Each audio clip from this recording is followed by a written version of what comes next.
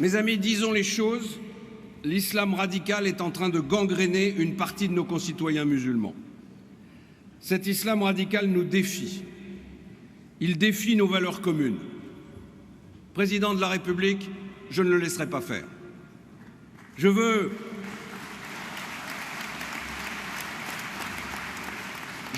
un strict contrôle administratif du culte musulman tant que son ancrage dans la République ne sera pas achevé. Je veux la dissolution immédiate de tous les mouvements qui se réclament du salafisme, mais aussi des frères musulmans.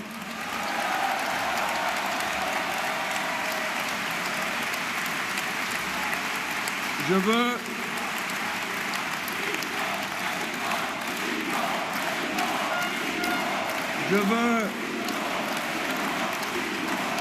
veux la clarification de nos relations avec l'Arabie saoudite et le Qatar qui abritent les penseurs de l'islam radical. Moi, je ne parle pas de lutte contre les communautarismes pour ne pas avoir à nommer le problème que nous avons avec l'islam radical. Le catholicisme, le protestantisme, le judaïsme ne dénoncent pas les valeurs de la République.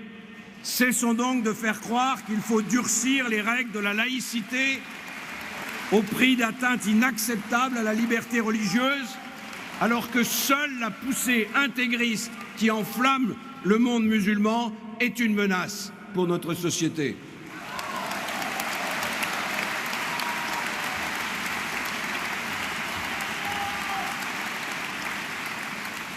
Depuis longtemps, vous me l'accorderez, je dis qu'il faut faire face au risque d'une guerre mondiale provoquée par le totalitarisme islamique.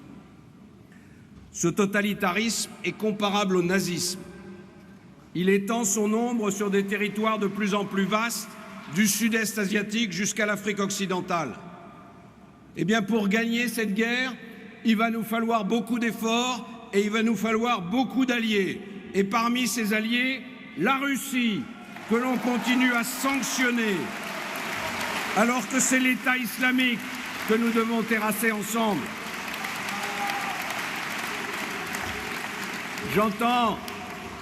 J'entends les amis de mon concurrent me soupçonner de vouloir renouer avec la Russie une relation normale, faite de franchise et de coopération.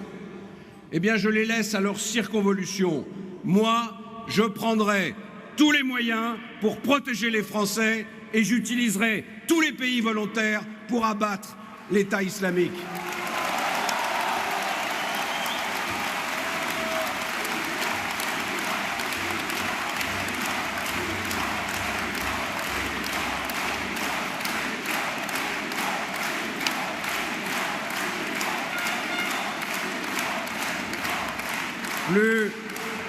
Plus nous attendons, plus la guerre dure avec ses massacres, plus les Russes agissent en solo, plus les métastases du totalitarisme islamique s'étendent, plus les réfugiés prennent la mer et plus les chrétiens d'Orient sont décimés.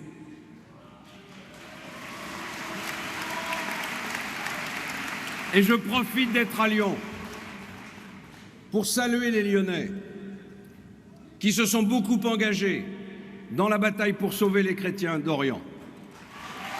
Et je pense en particulier à Alain Mérieux et à la Fondation Mérieux qui m'ont donné la possibilité d'aller dans les camps de réfugiés au Kurdistan irakien, apporter ces médicaments qui sont le strict minimum pour permettre à ces hommes et ces femmes chassés de leur domicile et de leur territoire de survivre.